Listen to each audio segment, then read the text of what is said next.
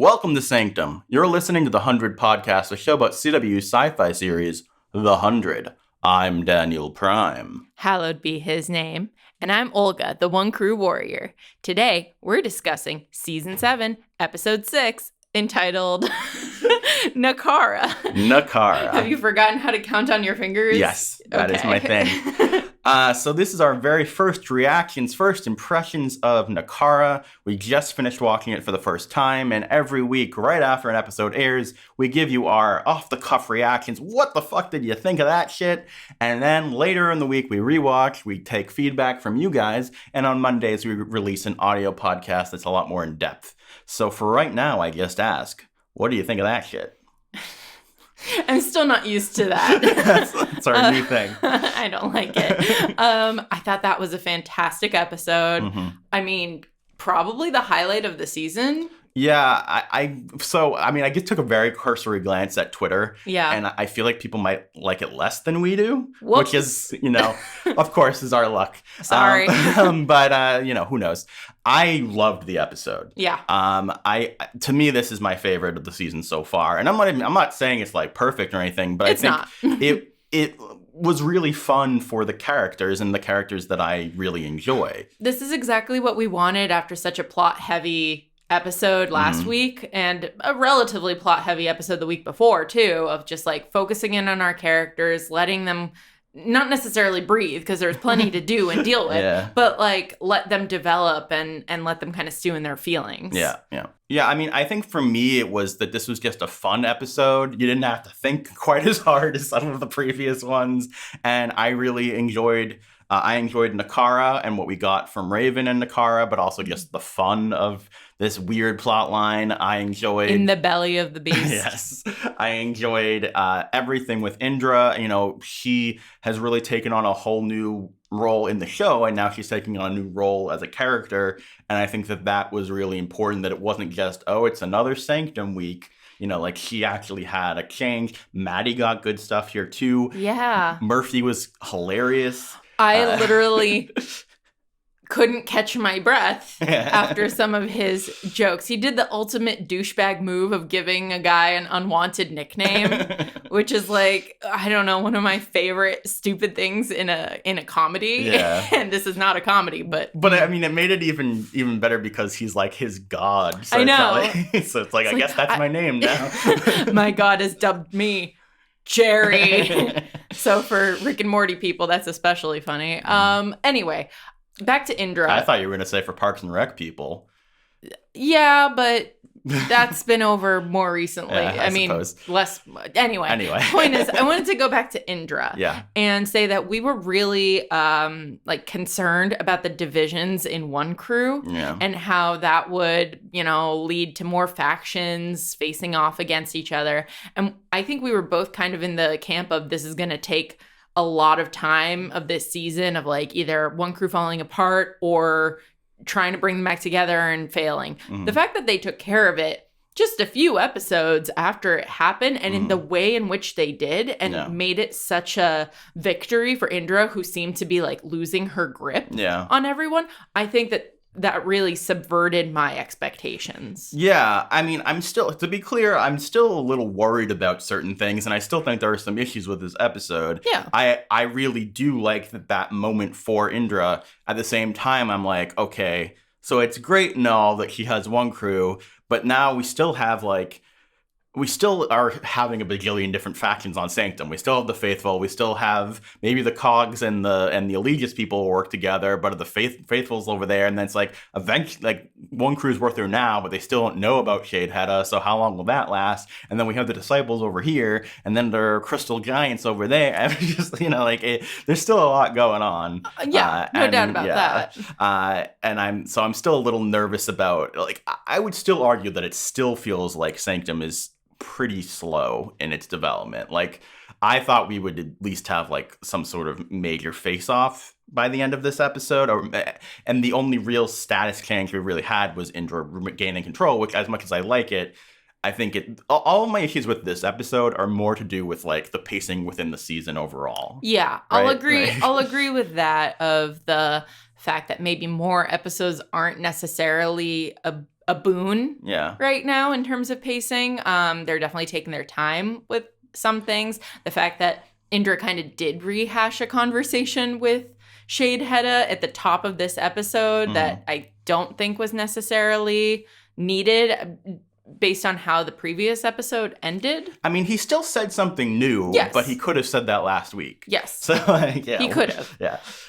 But yeah, so I do agree with you about the pacing. And it goes beyond the Sanctum stuff. It goes to what you were talking about when we were watching, which is, well, I like this episode, but my God, when is Clark going to be the protagonist again? Like, it's like, I thought, when this episode was named Nakara, I thought this was going to be like the Nakara episode. I thought Nakara would really matter. Yeah. And I mean, we've had some revelations, but they're revelations that we've already like parsed out. As far as finding the second Dawn thing inside there, yeah. And in terms of like, they could have had this Raven conversation in a different episode, although I really did like it here. I have no issue with what occurred. I just thought we were going to get more of it. And honestly, at the end of the day, it's like, I would even argue it's definitely not the A plot. It's the B plot of this episode. And I really liked what we got of it. But at the same time, in addition to it being the B plot, Clark, I would say, was the supporting character. Yeah. It was still about Raven. It was. So, like, and I liked what we got from Raven, especially the revelation of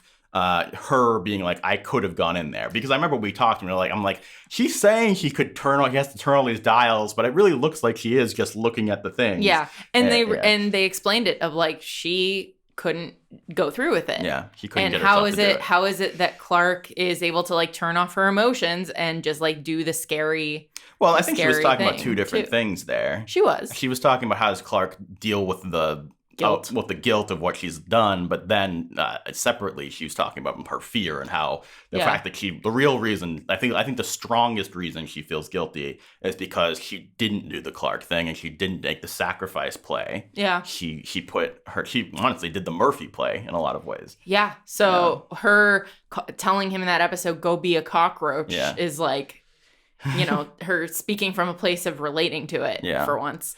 I do agree with you. It is weird still to name an episode after a B plot. Yeah. I do want to reiterate, I really liked what we got from Maddie too. And I don't think I've had an episode where I specifically like Maddie since like the first time they woke her up from cryo.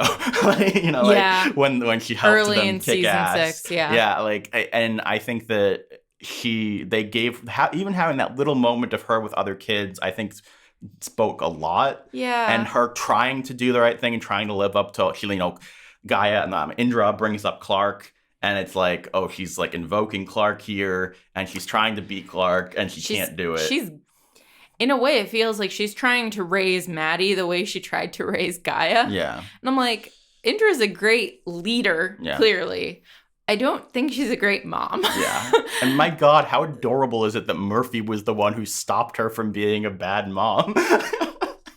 I'm telling you, Maury has to be preggers because Murphy deserves to be a dad. Yeah. Because he keeps trying to like parent all these children that he's tasked with. I have to say, and he's doing a great job. Like when this season started, I was, or like before we started season 7, I was like so convinced that like Murphy was gonna die or Murphy and Amori together were gonna die. And now I'm like, God, if I'm right about that, it's gonna hurt a lot more than it did before season 7. They're making it really, really painful to think about that. They better not touch a hair on their sibling incestuous heads. Yes. So I did like, also we got the meta moment of destroying the Bindi. Yeah. The commander's insignia thing. Which, if you aren't aware, people felt was cultural appropriation. And so I think that they're sort of copying to that. Took them a while. Are they copying to it? They're at least recognizing maybe this should go away now.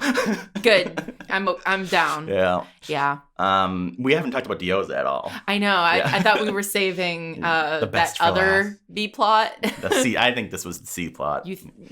I would say so. It's so hard for me to call it a C plot if that's how you start the episode. But aside, I'm not from, a screenwriter. Aside from the opening, not actually that much occurred in the Dioza plot line. But the opening, to me, is one of my favorite openings ever.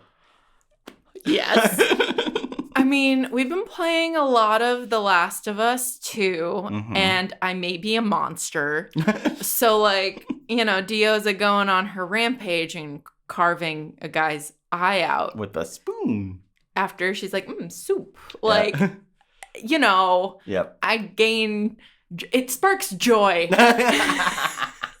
I just love Dioza so much. Oh my god, it was so good. Yeah. I am still terrified for Dioza going forward. Yeah, she's not safe. After that scene and reuniting with her family, I'm pretty worried about her. Also, she has killed so many of their people. She's so fucked. Yeah, oh god. But that was such a great opener. It really set the tone for an awesome, exciting episode. The way they did those cuts of her like staring into the surveillance camera, being like, you're playing right into my hands. You think you have the upper hand on me. I have the upper hand on you. Like, it was great. And she was a badass. Yeah, she was so good. We got really great Indra and really great Dioza in one episode. So that to me, and a really interesting Raven. So it's like, they crossed a lot of positive boxes for me. Also really enjoyed seeing her reunite with Hope and Octavia. Yeah. What a cute threesome. The only downside, I would say, is for us, we were like, where in the timeline is this taking place? And we're like, that's not them. And then it's like, oh. Honestly, that to me actually was a positive. Is it? Because I wasn't sure. Because when she escaped, I was like, okay, was this like a month ago and then she got recaptured? Or is it present? And the fact that like they had the reveal of Hope taking the helmet, like I thought that was really cool, actually. Yeah. That's true. I just feel like I was so focused on the timeline that I couldn't like live in the moment. Yeah. Okay, so I'm going to talk about my two biggest issues with the episode. One is Nelson. Well, first off, I'll say Shadehetta, JR-born Shadehetta. Continues. Killing it. Yeah. Yeah, I mean, at the end of the day, I'm still like, if I was going to rank the villains on the show as we have done, he would still not be high because he's still just an egomaniacal maniac. But like, we're not done with the season. Yeah, but like we're 6 episodes in and he has no motivation other than power. So like, but he's awesome. The performance is great. He seems creepy. I like the way he manipulates people. Him fighting with one arm was great. That was a very well choreographed scene. Yeah, I really enjoyed that. Him convincing Nelson that somehow one crew is his enemy just did not jive with me. It didn't make sense because all Indra's ever, especially because he's like, what do? You take out their queen, which I assume meant Indra, especially given what this episode's about, right? Mm-hmm. All Indra's done to the children of Gabriel is stop them from killing Russell, who he's now talking to and getting advice from and knows is not Russell. So what is it that? Why would he be willing to hurt people? Like, Nelson's a good person. Like, why? Like, he convinces them through 2 sentences that he wants power so much that he would take, even if it is that he wants power. Why is? I guess he's only your enemy because you want power. I would argue what they were going for, and maybe I'll process it better on rewatch. Maybe you will too. But for me, what they were trying to say was they're people who are, even though they're like saying they're working with you, they are invaders. They don't know the trauma that you've been through. Yeah. They don't really acknowledge your pain. They don't let you have a real voice in dictating what happens in your home. Yeah. And for all they're saying of like, we're here to keep the peace, they're still not like treating you as equals again. Like, again, you're not an equal. See, but I feel like you just made a much better argument than Shade did. Like, he didn't say that. He didn't say that, but that's what I'm saying of like, maybe on rewatch, that'll either, just because I read it that way doesn't mean that they succeeded in actually like portraying that. Maybe you're right. It just felt weird to me to jump to the language of calling her an enemy. I just don't feel like, yes, she might have disrespected you, but at the end of the day, unless in Nelson's mind, he's like, I'm going to seize power, without killing people, but he was just being told to ally yourself with the thieves and murderers. So I'm just like... And he still says that even the deluded faithful are his people. Yeah. So even they're not his enemy either. Yeah. I don't know. I think that's a big old question for the rewatch. Yeah, I definitely want to rewatch the Nelson stuff. Because to me, it felt a little bit fast. Yeah, I don't disagree with you. What's your second issue? My second issue is Gabriel. at the end of the episode. Yeah. To me, fucking Gabriel. The end of okay. So before we get to Gabriel specifically, Echo killing the old guy. At least there was the Levitt thing. I mean, like they make it make sense. Dioza again. Sense. Yeah. Justifies it. Yeah. They have justification. They're killing an old man who's just holding a bunch of flowers. Like, no, man. That's so bad. But Like, at the same time, it's like, but he had information on us. And it's, what are they doing with Echo? Like, what is their plan here? Because when you start the season off and it's like, all you do is follow people, you need to figure out who you are. So is she figuring out that who she is a fucking monster? Like, is that the lesson? I am the monster they made me and I can't change. I don't know. It's not a great lesson. Yeah, I don't really know where this is going because I can't see it ending. And there's not enough time. Like, she's doing things that you could argue. It's like, is anything she's doing worse than like Blood Reina or Bellamy with the 300 people or whatever? Like, I don't actually want to have those arguments. My point is that those things were like, okay, we need redemption after them. There's no time for Echo to have redemption. So is she just gonna get killed? I thought her redemption already took place when she like decided to choose life and go to space. Yeah. And this is about finding her identity. This is not really finding an identity because it really is I'm lashing out because I've lost the heart that is Bellamy. I mean, my feeling is that like because of where she is and the fact that it's the final season, you can't just give her a happy ending. Like, she either has to redeem herself really quickly, or she has to die, or maybe she redeems herself by sacrificing herself. I mean, to me, that seems like, at this point, the most likely thing, and I don't know. That's not great. Yeah. I'm very confused by what story they're trying to tell with Echo. Yeah, it's weird. Again, there's, like, justifications to her actions in this episode. Yeah. But they're not great. Yeah. And they're not great character moments. Neither is Gabriel's freaking, like, we have to turn ourselves in. We've gone too far. Well, here's the thing is they like had the beginning of something that made sense for him, right? Mm-hmm. Which is like, I understand that in the previous episode and in this episode, he got more and more uncomfortable with what his allies were doing, right? Mm-hmm. And so I understand if he like couldn't stomach it and like betrayed them or something like that, or he just like couldn't follow them anymore and like stepped aside. Him stopping them specifically because he thinks they're gonna kill themselves by going outside, that felt weird to me. Yeah, that felt very quick, very rushed, and not very intelligent from one of the most intelligent characters on the show. Yeah, they didn't. He just did something that's annoying. Yeah. Which is, like, to me, one of the biggest crimes you can commit with a character is make them annoying. Well, he took everyone's choice away after everything they did to try to escape. Yeah. Like, I understand if he might not believe it. If you don't want to go, don't. Yeah, but, like, he took all of their choices away after all of that. After that awesome opening with Dioza. And he'll probably get Dioza killed. And then Echo will have to kill Gabriel. And I might be okay with that. Maybe that's her character arc. No, I know. I'm not that mad at Gabriel, but I just thought that was we'll see. To me, that was a downer way to end it. It really was. Yeah. Yeah. Anything else you want to put in about Nakara? Jordan is cute. He was cute. He was adorable. Yeah. Also, Nyla making puns is great. Oh, yeah. That was cute, too. It was also cute. And just to go back to Sanctum, I'm afraid for Raven for when she gets back, because Nikki... Yeah. Did you like Nikki in this? I thought she was pretty good. Yeah. I thought it made sense to go back. You said there wasn't much forward movement on Sanctum. Yeah. And I actually wanted to pipe in there and say, like, well, what about the Legis having so many guns? Well, I guess what I'm saying is not necessarily like yes, this episode had some changes. Mm-hmm. I just feel like we're 6 episodes in, and there doesn't feel like enough difference between what was going on in Sanctum at the premiere and what's going on now. And so I'm not necessarily blaming this episode for it as much as I'm like, you had 6 episodes and it's still, hey, there's a bunch of factions. And now it's like, oh, and now one crew's back together. Well, guess what? They were together at the top. So, like, good point. So. Okay. Yeah. So now that we've talked about it, do you still feel as positive now as you did at the beginning of this podcast? I do, honestly. Because you maybe come around a little bit on the what's his Nelson. name? Nelson's thing. Yeah. So it's really, there are some issues I have, but Yeah. I think it's just a really fun episode.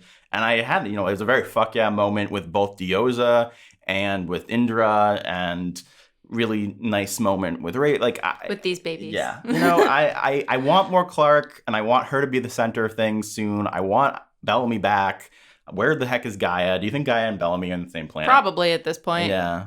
But although it's kind of interesting that we haven't, we were pretty sure that they would also have to go to Nakara. Yeah. Maybe they're just still behind. Or we also don't know anything about the time dilation on Nakara, other than that it's faster than Sanctum. Yeah. So we'll see. Yeah. And all right. With that, let us know what you guys think in the comments down below, or on Twitter at The100Podcast, or email us at the100pod@gmail.com. You can also go to our website, the100podcast.com, contact us over there, and we'll mull through all your feedback and make ourselves a lovely little audio podcast out this coming Monday. Thank you guys so much for watching, and may we meet again. May we meet again.